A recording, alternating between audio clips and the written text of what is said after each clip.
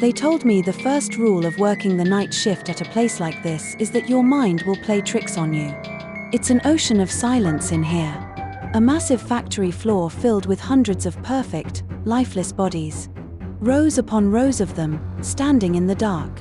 Some are just torsos on steel poles. Others are fully formed, posed unnaturally, waiting for clothes they'll never own.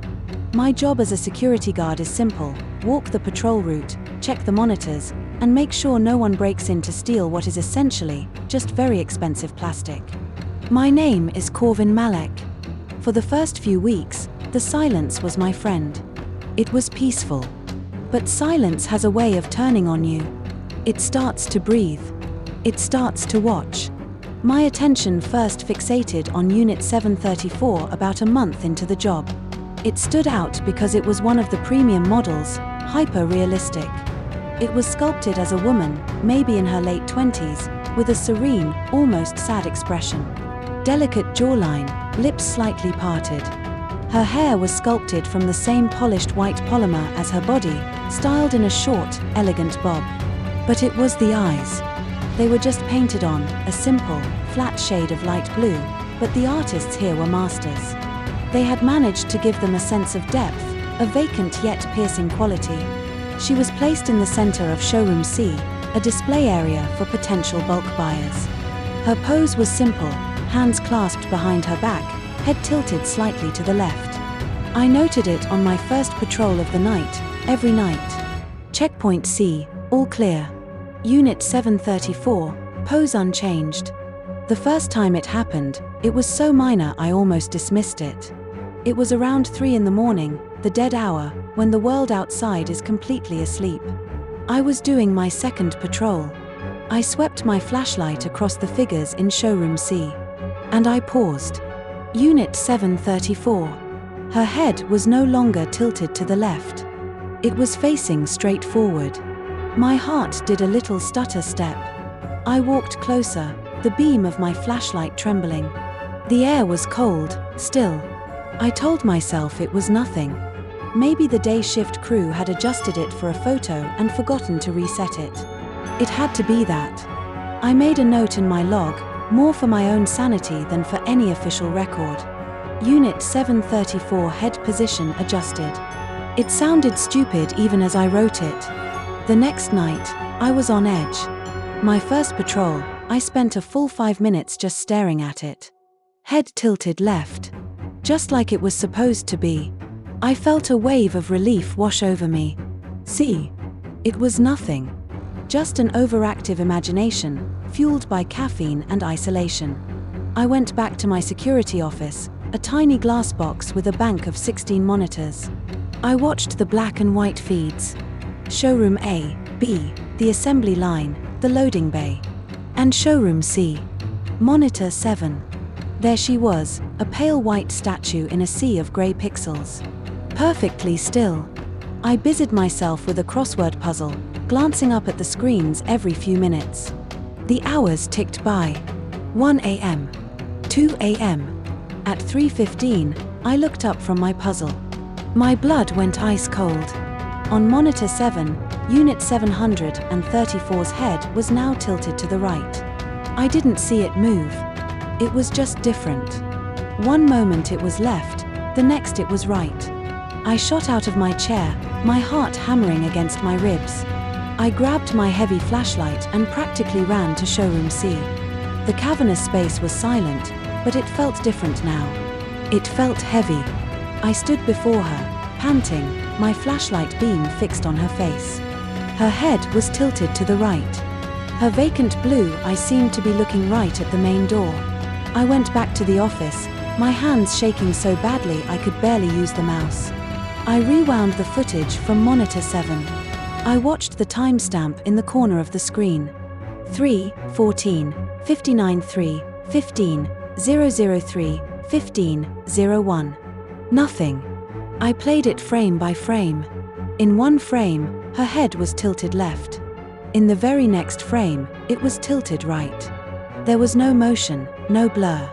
It was like a single frame of the universe had been cut out and replaced. Impossible. I decided not to report it.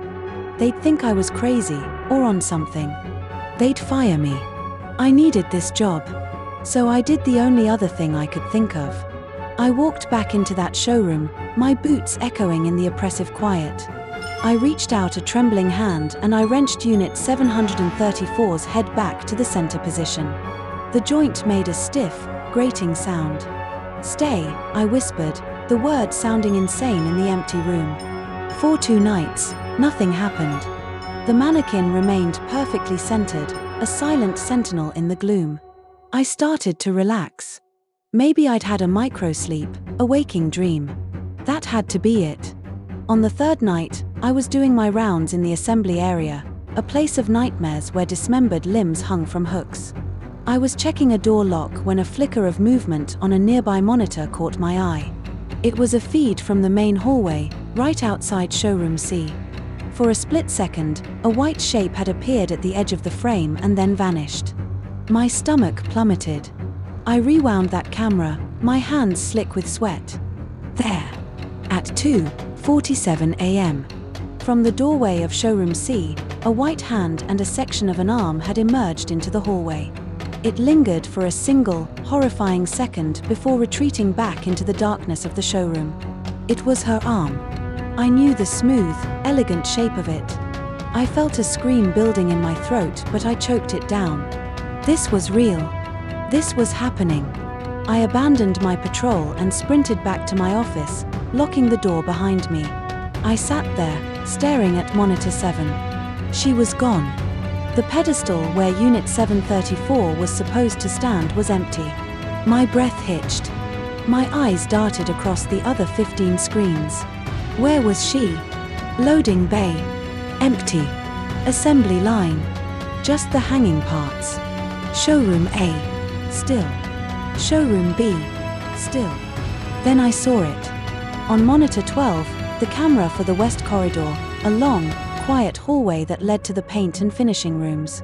At the very end of the hall, barely visible in the grainy darkness, stood a figure. White. Unmoving. She had moved. Across the factory floor, through a hallway, and was now standing in a completely different section of the building. And she was looking directly at the camera. Looking directly at me. I called my supervisor, a guy named Henderson who always sounded like he'd just woken up. His voice was thick with sleep and annoyance when he answered. "Malek. What is it?" "It's 4 in the morning. Something's wrong," I said, my voice shaking. "One of the mannequins, Unit 734, it's moving." There was a long pause. "Are you drinking on the job, Malek?" "No. I'm serious. It's moved from Showroom C to the West Corridor. I have it on camera. The cleaning crew sometimes moves them. Or maybe day shift left it there. Just write it up in the log. And get some sleep when your shift is over. You sound like you're about to crack." He hung up. I was alone. Completely and utterly alone. No one believed me. No one would help me. I stared at Monitor 12, at the silent white figure at the end of the hall. For the rest of my shift, she didn't move. But I knew she was waiting. The next night, I almost didn't go in. I sat in my car in the parking lot for an hour, my fear a physical weight in my chest. But the fear of being homeless was stronger. I went inside. The factory felt colder, darker. I went straight to the West Corridor. She was gone. Of course she was. The day shift must have put her back, I thought, a desperate, flimsy hope. I walked to Showroom C, my flashlight beam cutting a nervous path in front of me. The showroom was empty. Her pedestal was still bare.